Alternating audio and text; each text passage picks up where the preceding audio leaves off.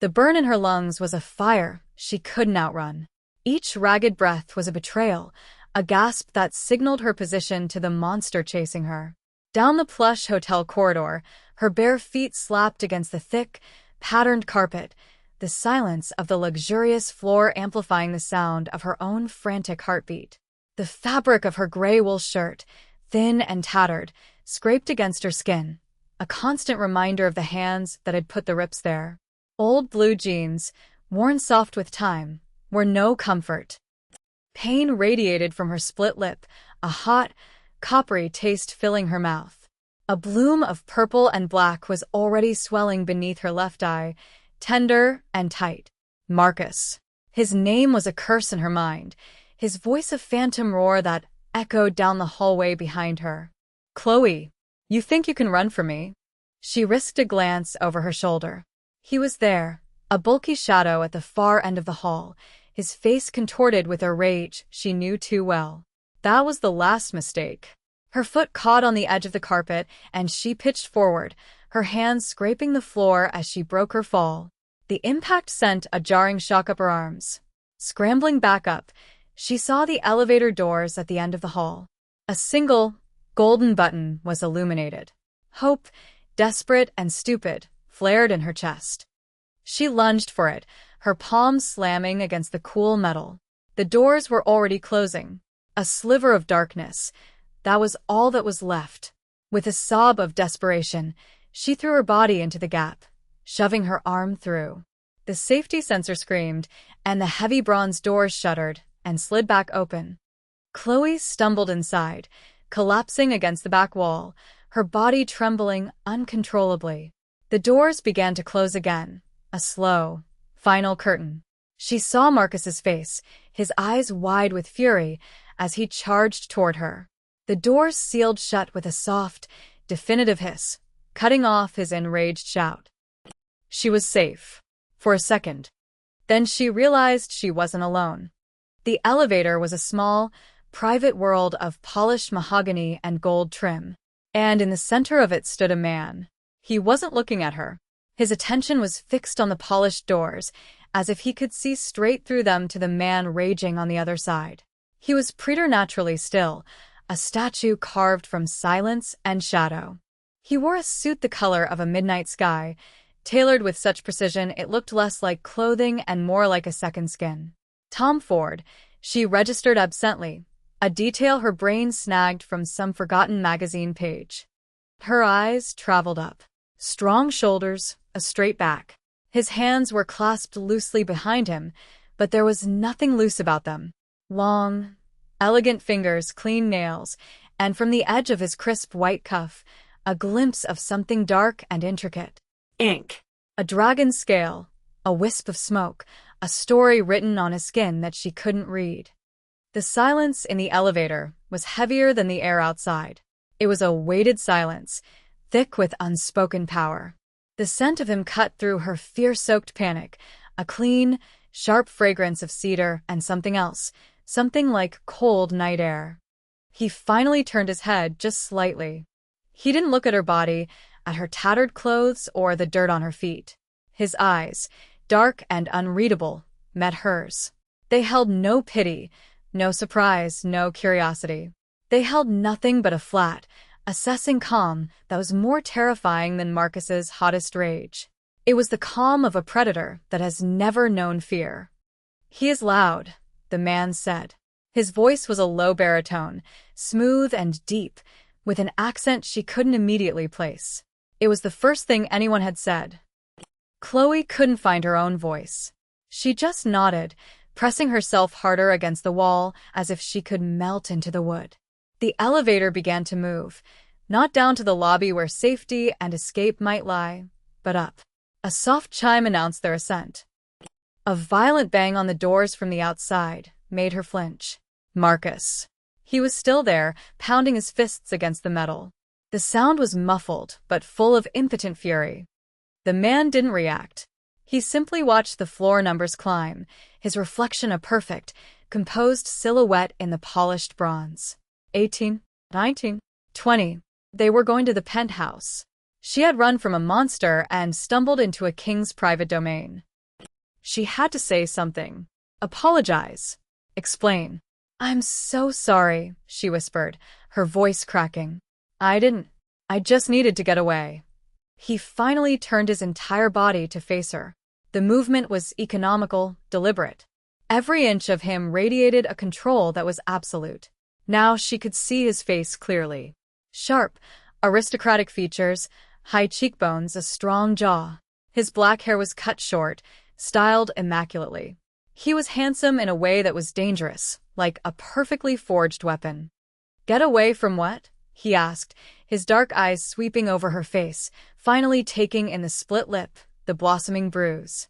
His gaze lingered there for a fraction of a second, and for the first time, an emotion flickered in their depths.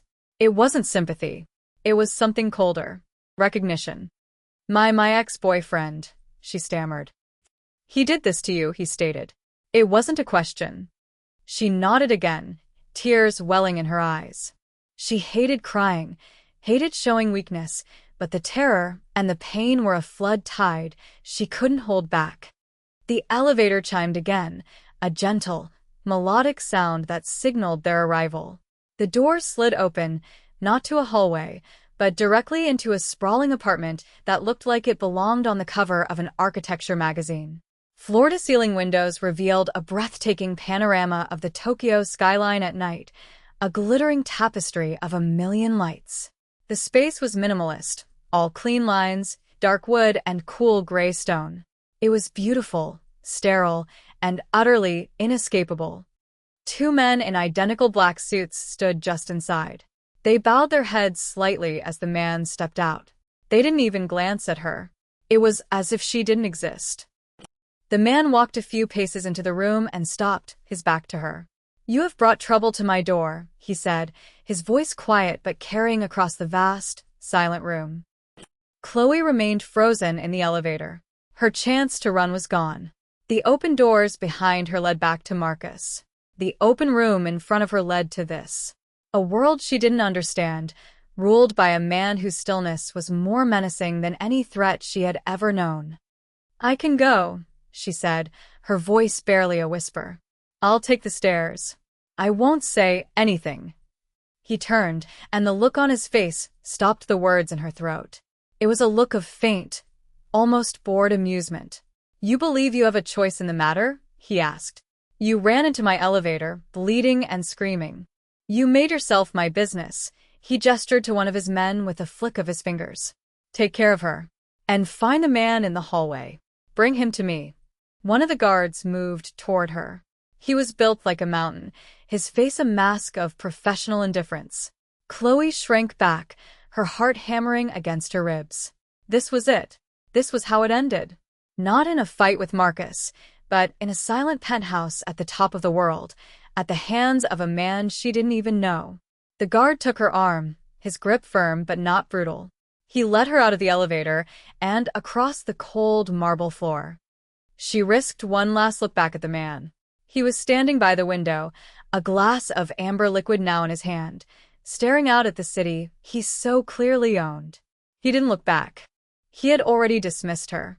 She was just a piece of trouble that had landed on his doorstep, and he would deal with her with the same detached efficiency with which he seemed to do everything else. The elevator doors slid shut behind her, a final, soft punctuation mark on the end of her old life. The hook was set. She was his problem now, and men like him didn't let their problems just walk away. The guard led her not to a cell, but to a large, opulent bathroom made of black marble and chrome. A woman was waiting there, older, with a severe face and kind eyes. She wore a simple black dress and held a first aid kit. The guard released Chloe's arm and retreated, closing the door softly behind him. Please sit, the woman said in gentle, accented English, gesturing to a velvet stool. Chloe obeyed, her body moving on autopilot. The woman's hands were surprisingly gentle as she began to clean the cut on Chloe's lip with an antiseptic wipe. The sting was sharp, making her hiss. He is not a patient man, the woman said, her voice low.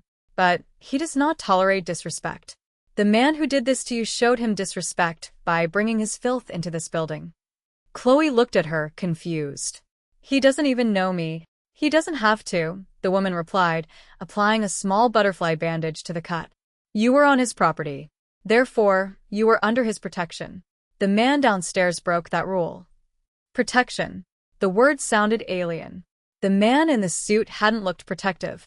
He had looked like a collector who just had a rare, damaged butterfly fly into his house. Something to be assessed, pinned, and dealt with. The woman finished her work, dabbing a soothing ointment on the swelling bruise under Chloe's eye. My name is Hannah. I am the housekeeper. You will be safe here tonight. Tonight? Chloe's voice was sharp with alarm. I can't stay here. I have to go. Hannah gave her a look that was a mixture of pity and steel. The master has not said you can go. Until he does, this is the safest place in Tokyo for you. Just then, the door opened. It was him, Ryota Ishikawa. She knew his name now. She'd overheard the guards whispering it. He stood in the doorway, his presence filling the space, sucking the air from the room. He held a tablet in his hand. Hannah bowed her head and quickly excused herself, leaving them alone. The silence stretched. He wasn't looking at her, but at the screen. He swiped a finger across it. Marcus Vance, Ryota said, the name sounding foreign and ugly in his mouth. Small-time drug runner. Multiple assault charges. An affiliation with the Kudo Kai. He finally looked up from the tablet, his eyes pinning her to the stool. You choose your companions poorly. I left him, Chloe said, her voice shaking but defiant. That's why he was chasing me. You did not leave him soon enough, he countered, his tone flat. He took a step into the room, and she fought the instinct to flinch away. He stopped a few feet from her, his gaze analytical.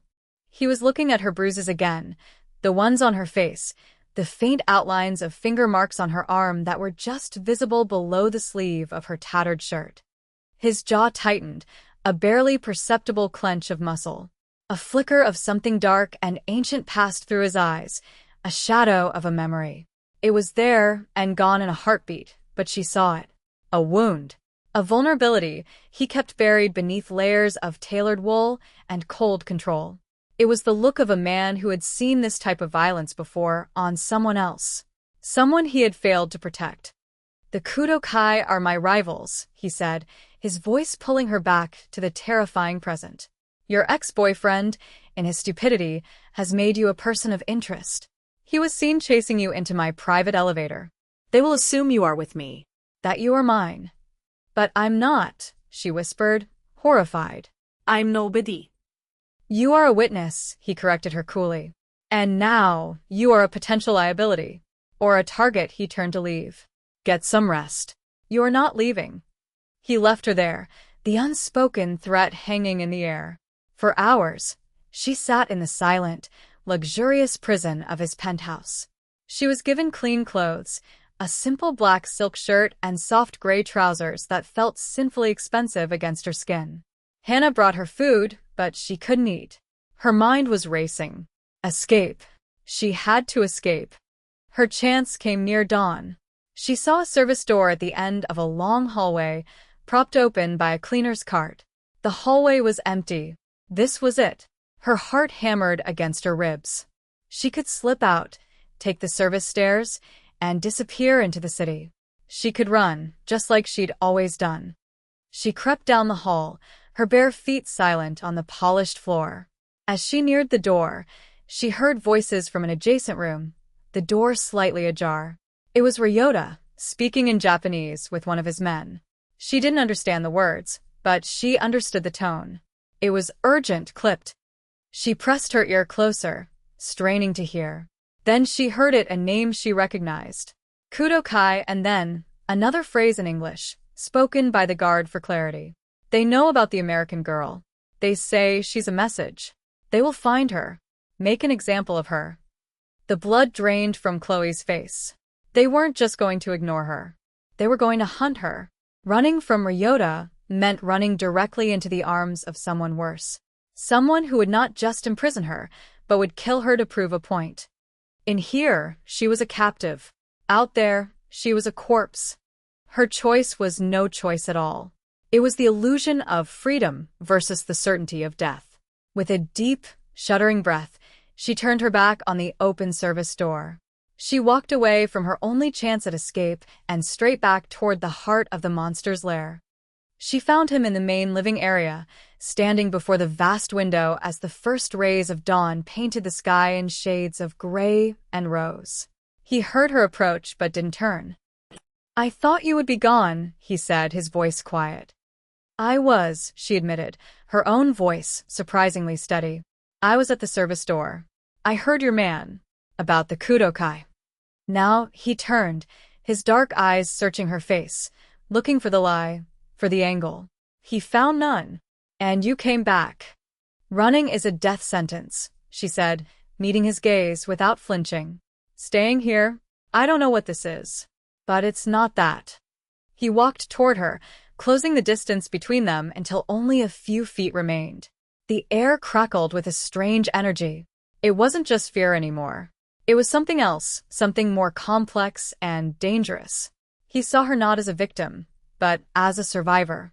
Someone who could stare into the abyss and calculate the odds. "You are intelligent," he murmured, more to himself than to her.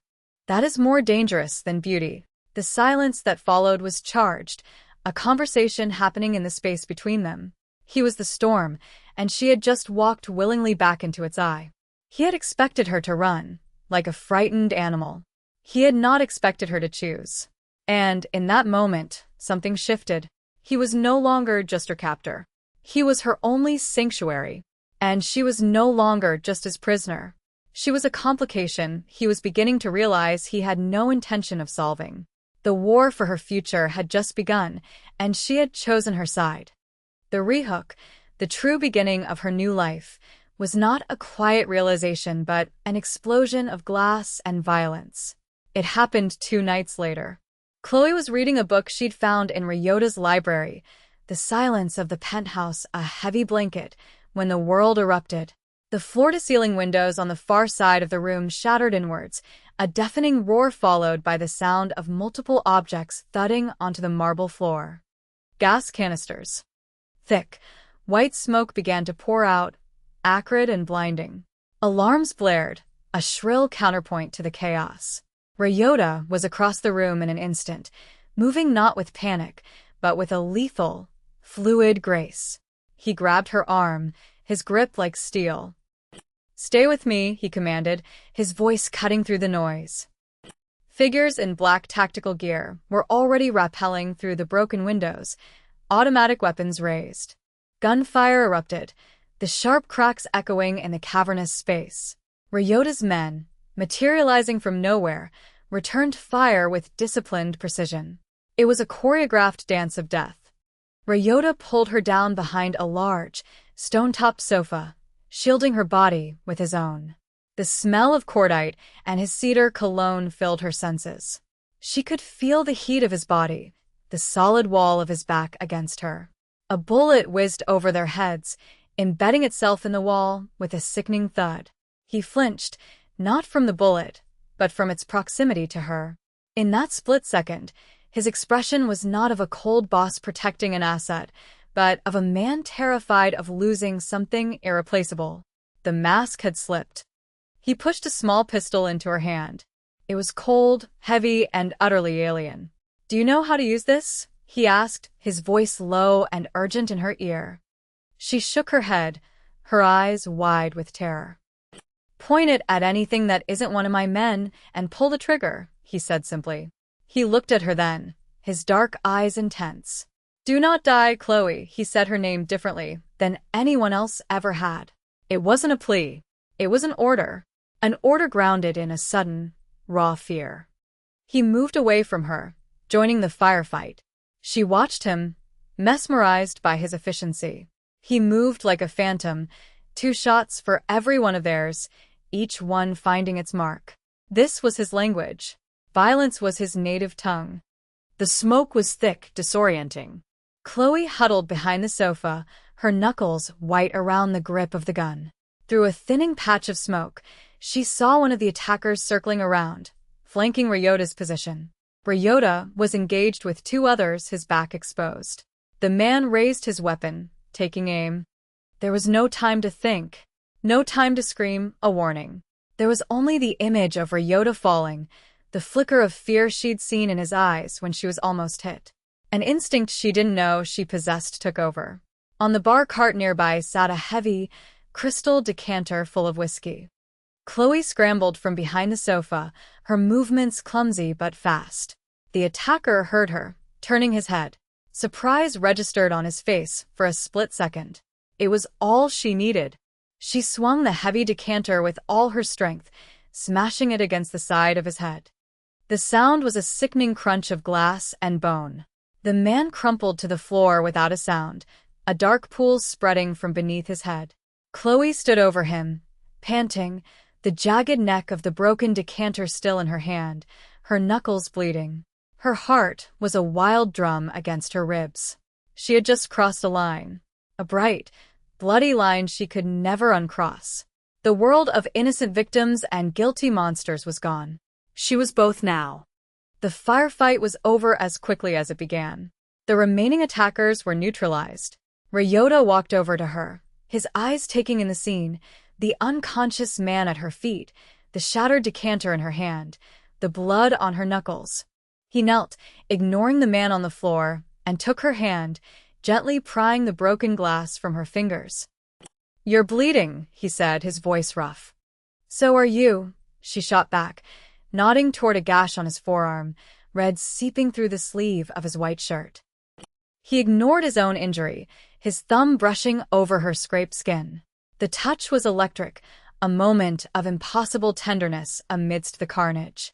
The smoke was clearing, the alarms were silent. All that remained was the wreckage, and the two of them.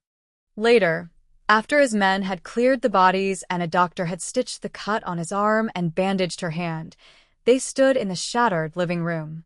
The cool night air blew in through the broken windows. "You should have run," he said, his voice low. It wasn't an accusation. It was a lament. "When you had the chance. Before this."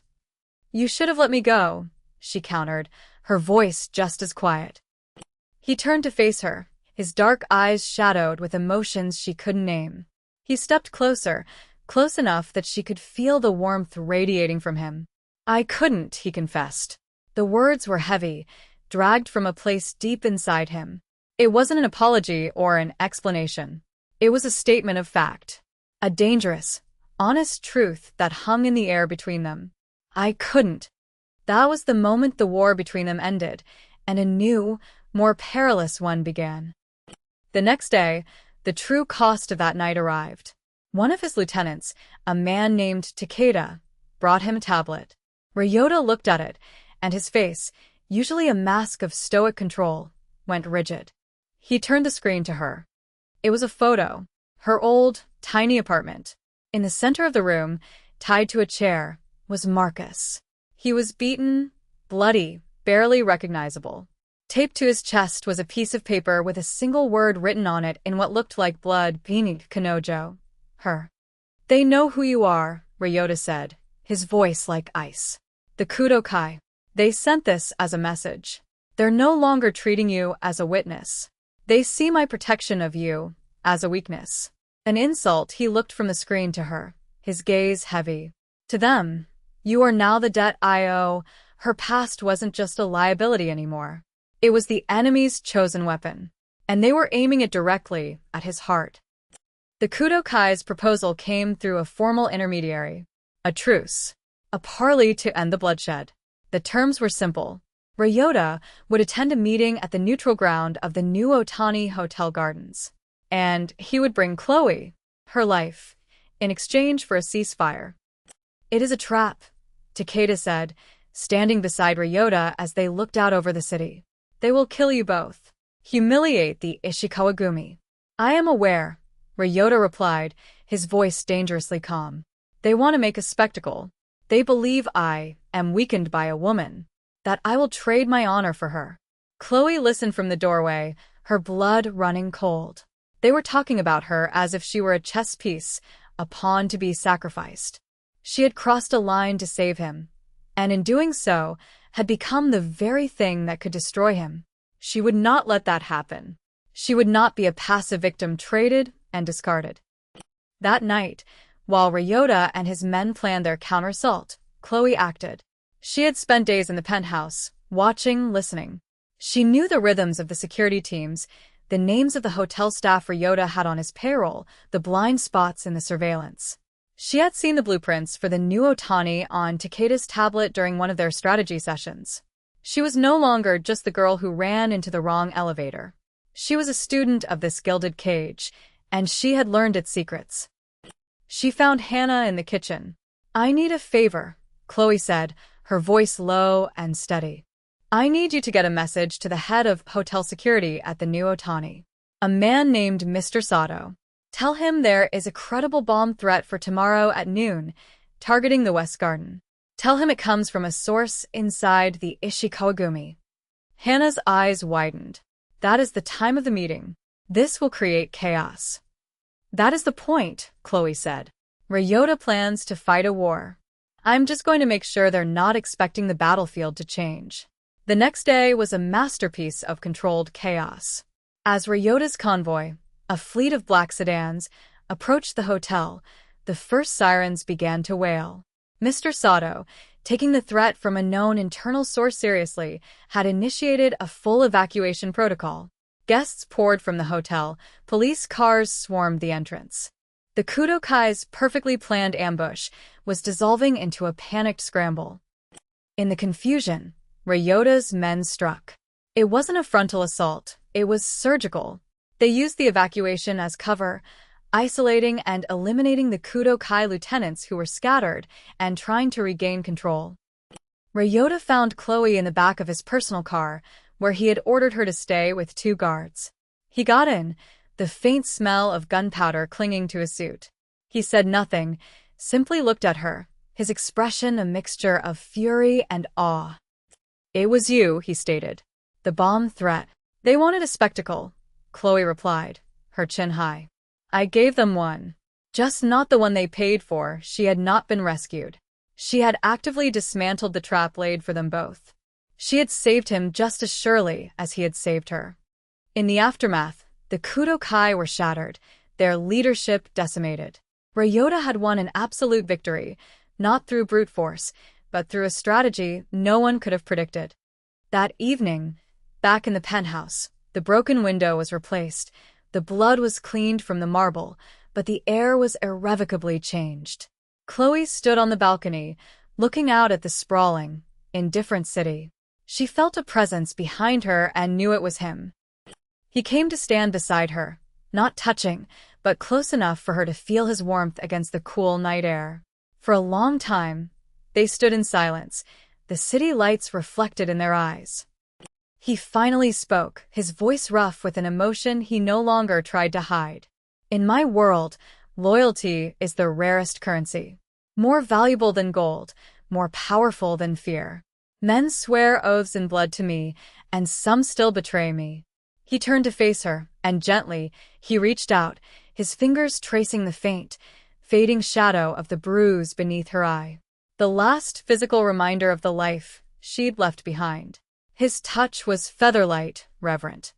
"You," he said, his voice dropping to a near whisper, "who swore no oath, who owed me nothing, have shown me a loyalty that shames them all." He paused, his dark eyes holding hers, searching for something he seemed to finally find.